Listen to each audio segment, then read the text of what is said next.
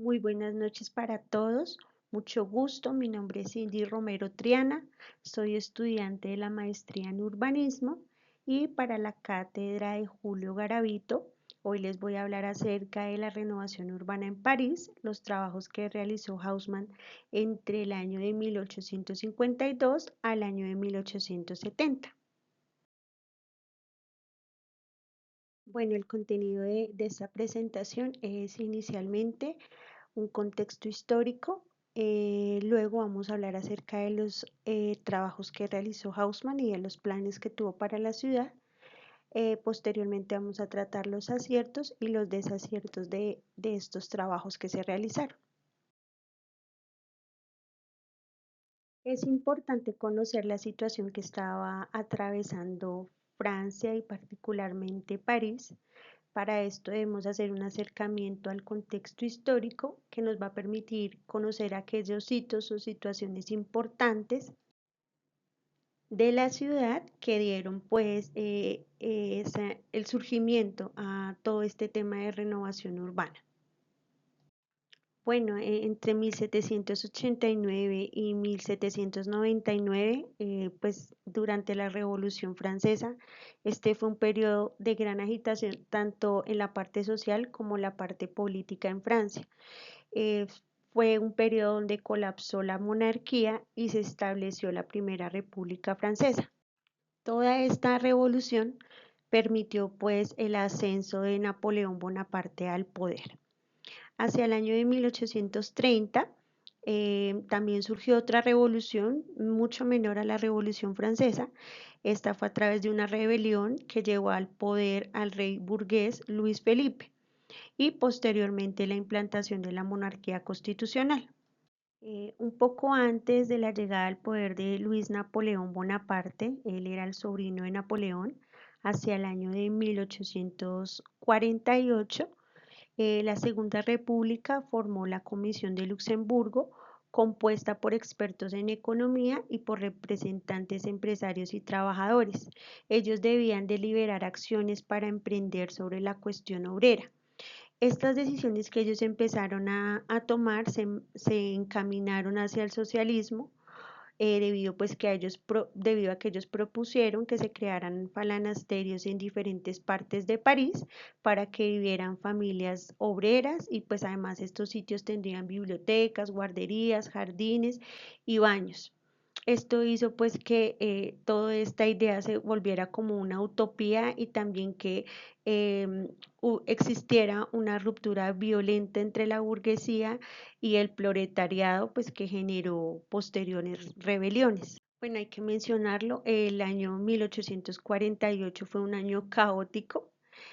Hacia diciembre de 1848, la burguesía de manera generalizada dio la bienvenida, bueno, eligió al exiliado Luis Napoleón como presidente de la República. Hacia el año de 1851, él pues se rinde muy fácilmente ante un golpe de Estado, lo que permitió que en el año de 1852 se proclamara pues el imperio.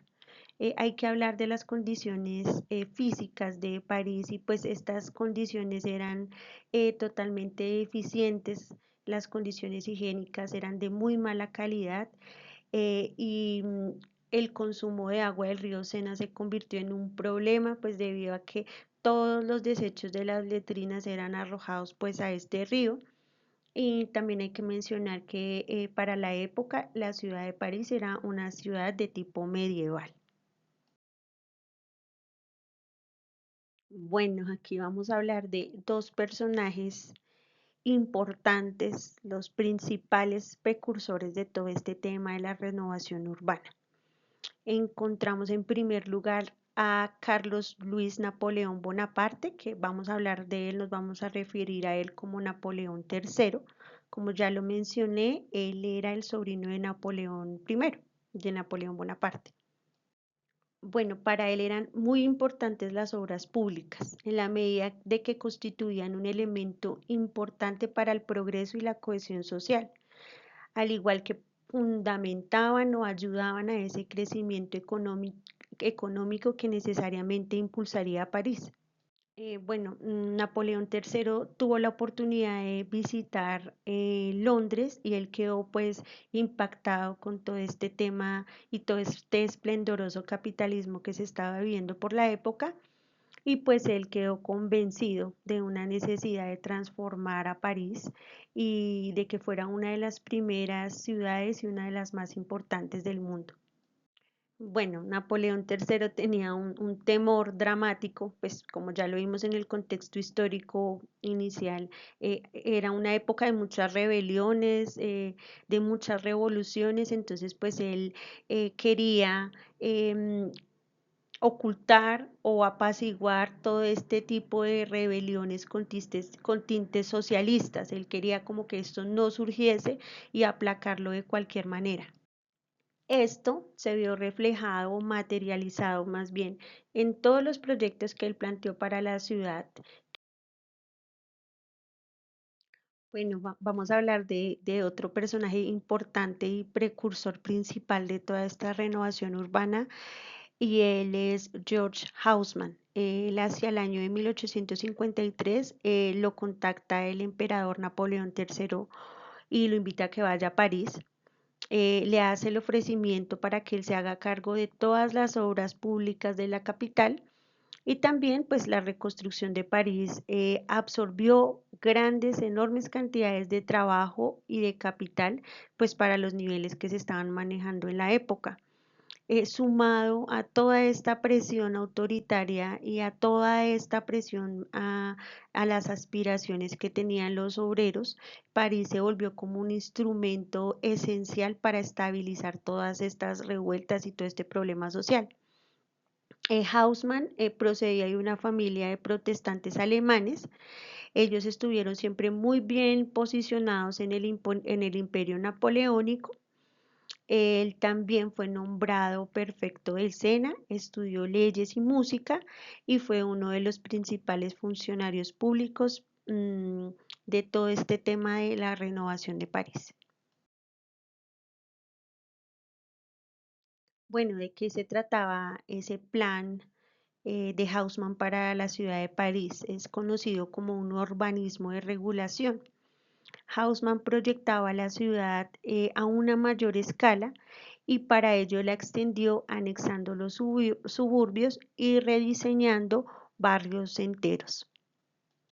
Observamos pues en las imágenes, en la imagen de la parte izquierda, la París antes de Haussmann, que como lo comentábamos era una ciudad medieval, y los trazados de las vías y la nueva reconfiguración que Haussmann le dio a París. Él buscaba pues construir un orden nuevo acorde con la sociedad burguesa. También él planteaba la ciudad como un sistema formal, como una uniformidad y hacer toda la ciudad de una manera homogénea. También tenía un modelo para París de un sistema centrípeto en el que se basaba en un eje central que a su vez se entrecruzaba con anillos y que permitían la circulación de las calles en formas radiales. Entonces, pues ahí vemos los trazados de la idea de vías que tenía Haussmann para la ciudad. Bueno, acá es importante mencionarles que este plan se dio de manera rápida. Fue muy rápido como él logró demoler la ciudad y reconstruir o crear una ciudad nueva. En esta intervención vemos que para él las vías eran los elementos más importantes porque estructuraban toda la ciudad. Había también un tema de cultura visual y el manejo de unas perspectivas referente a las vías, a los bulevares y a las edificaciones. Como ya lo mencioné, habían espacios muy homogéneos o muy iguales que ocultaban esa segregación, ese desplazamiento de la clase obrera de París. Se planteó también una zonificación de la ciudad en el sitio donde iban a quedar ubicados los edificios públicos, en los sitios que iba a estar el tema de vivienda Y pues también, como lo mencionaba, se planteó un diseño de ciudad para una sociedad de clase alta, para una ciudad, para una sociedad moderna, dejando a un lado y ocultando la clase trabajadora y la clase obrera. Bueno, Haussmann no solo pensaba en transformar la ciudad a una gran escala a través de las vías, a través de demoler barrios, no. Él también pensó en modificar y modificó la ciudad a nivel más pequeño, a nivel de la unidad de vivienda. Para esto, él transformó las edificaciones y surgió este diseño que tenía la idea de construir un orden acorde pues a la sociedad burguesa, cómo estaban diseñadas o cómo vivían en estas edificaciones. Entonces, en el primer piso vivía la familia del portero y pues era una zona para el ingreso a la vivienda. En el segundo piso vivía la mayor o las personas con mayores altos poderes adquisitivos o con mayor clase, que eran pues la pareja de ricos burgueses, como lo vemos ahí en la imagen. Y a medida que vamos subiendo, encontramos que va disminuyendo ese poder adquisitivo. En el tercer piso ya vive una familia media, una familia con menores ingresos. En el cuarto piso viven burgueses con clases bajas, que están en una posición no tan favorable o que están en bancarrota, entonces el cuarto piso era destinado para ellos. Y en el quinto piso observamos que viven las personas pues pobres, con menores ingresos, también las personas ancianas y muchos artistas. En este quinto piso también vivían parte de la servidumbre, eh, que atendía a los otros pisos, pues ese era su lugar para vivir. Ellos no contaban con los beneficios que contaban los otros apartamentos, no contaban con aire acondicionado, con la iluminación era muy escasa, problemas de goteos. Entonces vemos cómo Haussmann también transforma estas edificaciones en altura de acuerdo a las clases sociales. Bueno, todo este sistema funcionó bastante bien durante unos 15 años aproximadamente y no solo transformó la infraestructura urbana, sino también se construyó una nueva forma de vida y un nuevo tipo de habitantes para la ciudad y eran totalmente nuevos a los que existían. París se convirtió en un gran centro de consumo y de turismo. Pero pues debido todo al tema del sistema financiero, a todo este tema de las estructuras de crédito, todo esto se vino abajo en la crisis financiera que ocurrió en el año de 1868. Haussmann fue destituido debido al gran costo en el que incurrió la ciudad y a esas grandes deudas que tuvo. Y fue cuando Napoleón III recurrió a la guerra contra Alemania, que esta guerra él la perdió y pues posteriormente fue destituido Haussmann y se concluyó o terminó con el hundimiento del Segundo Imperio. La renovación urbana que vivió París y toda esta transformación tanto física como social desencadenaron en avances y en aciertos para una planeación urbana más adecuada. Uno de los aspectos más importantes que vamos a resaltar hoy es el tema del sistema de abastecimiento y evacuación de aguas.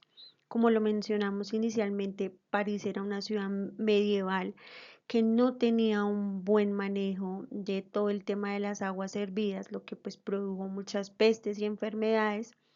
Y con estos nuevos planes o con esta nueva planeación de regularización, se diseñó una red subterránea de acueducto y alcantarillado, lo que permitió manejar de una manera más óptima todo el tema de las aguas servidas de la ciudad. Aún hoy este sistema pues es importantísimo para la ciudad y aún hoy les sirve y ellos fueron pioneros en el desarrollo de todo este tema de manejo de aguas de forma subterránea.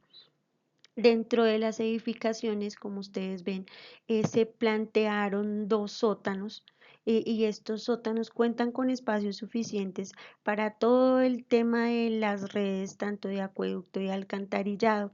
Igual también el planteamiento de las vías más anchas que permiten pues todo un tema de movilidad y de transporte más adecuado.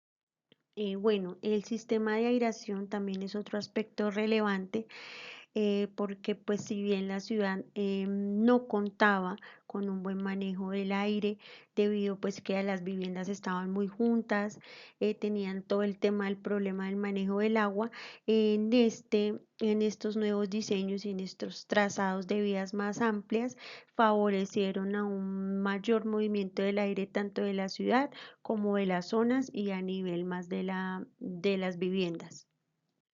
Bueno, ellos también avanzaron en el tema de la iluminación, debido a que en la época, pues estas vías eran muy amplias y requerían de una iluminación pública. Entonces fue donde ellos pensaron ya cómo iluminar estos espacios que son más grandes y fueron también poniendo como sus avances para que avanzara todo este tema de la iluminación de espacios públicos. También una idea o un avance, un acierto que tuvo Haussmann fue la construcción de edificios públicos en zonas estratégicas de la ciudad.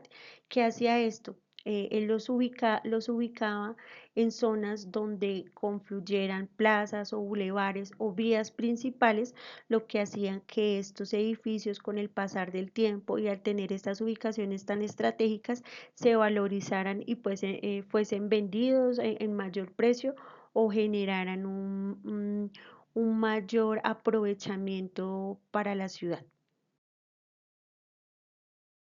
Otra parte de esos aciertos y esos avances fue el sistema de movilización. Como ya lo mencionaba, con la construcción de estas nuevas vías más amplias se permitió pues el transporte tanto de personas como de mercancías. También la construcción de estas calles y de estas manzanas debido pues a la nueva reconfiguración, al nuevo planteamiento de cómo iban a ser geométricamente estas manzanas y cómo se iban a interconectar estas calles. Haussmann también incluyó un tema importante que era el sistema verde de la ciudad y todo esto se realizó a través de la construcción, de la construcción de jardines, de pensar en la ciudad como con esos grandes corredores verdes como los que vemos en la imagen. También el tema de la construcción de bulevares, en la activación del turismo y también un movimiento de capital importante, lo que permitió y favoreció la economía de París. Todo esto también muy vinculado con el sector de la construcción. Bueno, también hay que hablar de lo malo y en este caso, en mi opinión, lo malo opaca muchísimo el tema de los aciertos. Y debemos hablar de estos desaciertos, de estas consecuencias negativas que trajo la renovación urbana en París. Entonces, pues en parte fue la eliminación de los barrios obreros o de los barrios pobres, fue la demolición total de estos barrios. Otro aspecto fue que hubo una clara segregación social y espacial, como ya lo vimos tanto en la demolición de los barrios como en la construcción de las nuevas viviendas, se jerarquizó el espacio. Había un espacio para la clase con mayor poder adquisitivo y un espacio para la clase de menor poder adquisitivo. Hubo una separación de comunidades obreras de la burguesía, pues porque esta división social, esta división física también repercutió mucho en la división social. Hubo una fragmentación de los distritos más pobres y pues todo esto debido a que como demolieron todos los barrios de las personas menos favorecidas, los desplazaron hacia las periferias de la ciudad. Un aproximado de 350.000 habitantes fueron sacados del centro de la ciudad. También es importante mencionar que em, Haussmann demolió las tres cuartas partes de la ciudad, es decir, un 75% de la ciudad quedó hecha trizas para que surgiera este nuevo planteamiento de París. La organización de la infraestructura para reprimir efectivamente las revueltas obreras. En el planteamiento de las vías que realizó el Haussmann, los bulevares tenían una intención para que también circularan batallones y también pudiesen bloquear ciertas zonas donde la ciudad donde hubiesen protestas. También otro desacierto fue que crearon cuarteles y estaciones de policía en los barrios más pobres con el fin de, de ejercer control social sobre ellos. Hubo también un rompimiento del tejido urbano, del tejido histórico, de todo lo que traía París al pasar de los tiempos y en su era medieval, pues quedó en ruinas. Y también pues que la clase obrera perdió todas sus raíces y fue arrojada a la parte de la periferia de la ciudad. Todo este suceso, toda esta demolición permitió que surgiera un movimiento llamado la Comuna de París. Bueno, este fue uno de los mayores episodios revolucionarios de la historia capitalista urbana. Esta comuna se vio o surgió en parte debido a la nostalgia del mundo urbano que Haussmann había destruido y ese deseo de recuperar su ciudad por parte de los desposeídos por las obras que realizó Haussmann. Esto fue un movimiento muy fuerte de la gente de la clase obrera que quería recuperar el centro de París, que quería recuperar la ciudad, volver a la ciudad. Entonces, pues este nacimiento de la Comuna de París fue un hito que marcó esta renovación urbana realizada por Haussmann y por Napoleón III. Bueno, finalmente aquí les dejo la bibliografía que utilicé para realizar esta presentación, por si quieren profundizar en alguno de los temas. Muchas gracias por su atención y que estén muy bien. Hasta luego.